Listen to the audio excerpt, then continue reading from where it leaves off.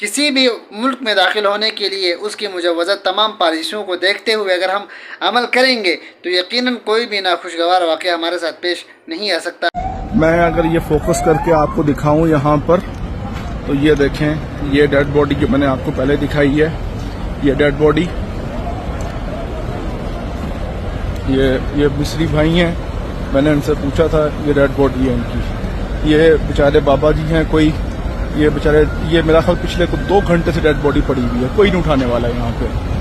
میں اسی طرح آپ کو اور بھی لے کے جاؤں، یہاں 3 سے 4 ڈیڈ باڈیز اور تھیں، کوئی نہیں اٹھانے والا ہے، کوئی پوچھنے والا نہیں ہے یہاں پہ۔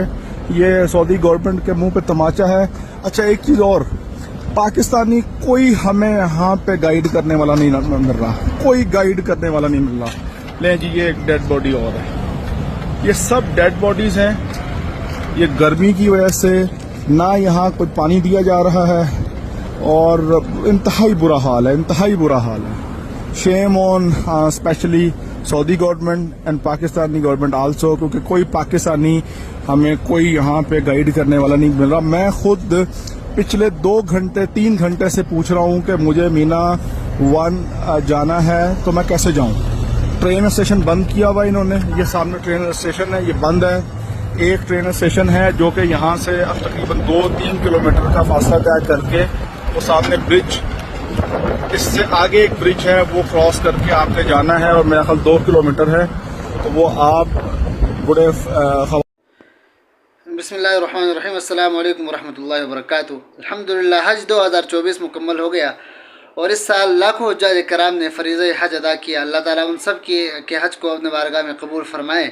اور یقیناً آپ کے علم میں ہوگا کہ اس سال کئی 100 افراد حجاج کرام سعودی عرب کے اندر فریضہ حج ادا کرتے ہوئے شہید ہو گئے۔ اب بہت سے لوگوں نے اس بات کو غلط طریقے سے گائیڈ کرتے ہوئے سوشل میڈیا کے اندر ایک طوفان بدتمیزی کھڑا کر دیا ہے۔ سب سے پہلی بات تو یہ ہے کہ انسان کی موت جہاں لکھی ہوتی ہے وہ وہاں جیسے کیسے پہنچ جاتا ہے۔ ایسے اسباب اس کے لیے پیدا ہو جاتے ہیں کہ وہ چلتے پھرتے گھسٹتے ہوئے بھی اپنے مرنے کے مقام تک پہنچ جاتا ہے۔ جیسے حضرت سلیمان علیہ السلام کے دور کا مشہور واقعہ کہ ایک شخص وہ دربار میں بیٹھے ہوئے تھے، پورا واقعہ آپ نے سنا ہوگا۔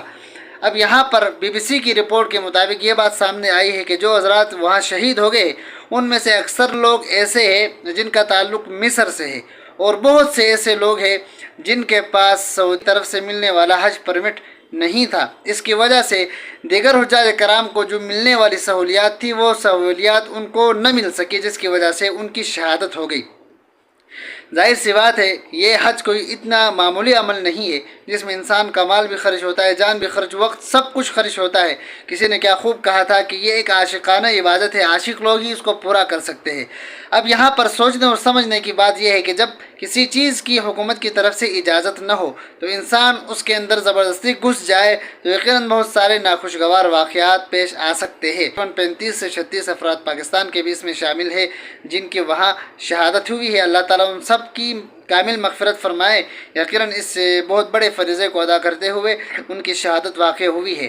اب یہاں پر سوچنے کی بات یہ ہے کہ کسی حکومت کی طرف سے جب آپ کو اجازت نہیں ہے تو یقیناً وہ سہولیات جو حکومت ان لوگوں کو دے رہی ہے جو حکومت کی پالیسی کے تحت وہاں آئے ہیں تو وہ آپ کو میسر نہیں آ سکتی۔ جب وہ سہولیات آپ کو میسر نہ آئے تو اس کی وجہ سے آپ کے لیے بہت ساری مشکلات پیدا ہو سکتی ہے۔ اس رائے کے مطابق کہ جو لوگ پرمٹ لے کر آ جاتے ہیں حج کے لیے تو ان کے لیے پورا انتظام ہر جگہ پر ہوتا ہے، اچھے انداز میں ہوتا ہے، خیموں تک اور خیموں کے اندر دیگر سہولیات گرمی سردی سے بچنے کے لیے بھی مہیا کی جاتی ہے۔ لیکن اگر کوئی شخص پرمٹ کے بغیر ہو تو وہ ان کی لسٹ میں شامل نہیں ہوتا، ان کی نظر میں اس کے بارے میں ان کو علم نہیں ہوتا، جس کی وجہ سے وہ خیمے سے باہر رہ گیا، گرمی پڑ گئی اور کوئی حادثہ پیش آیا جس کی وجہ سے اس کی موت واقع ہو سکتی ہے۔ تو یقیناً کسی بھی ملک میں داخل ہونے کے لیے اس کی مجوزہ تمام پالیسیوں کو دیکھتے ہوئے اگر ہم عمل کریں گے تو یقیناً کوئی بھی ناخوشگوار واقعہ ہمارے ساتھ پیش نہیں آ سکتا۔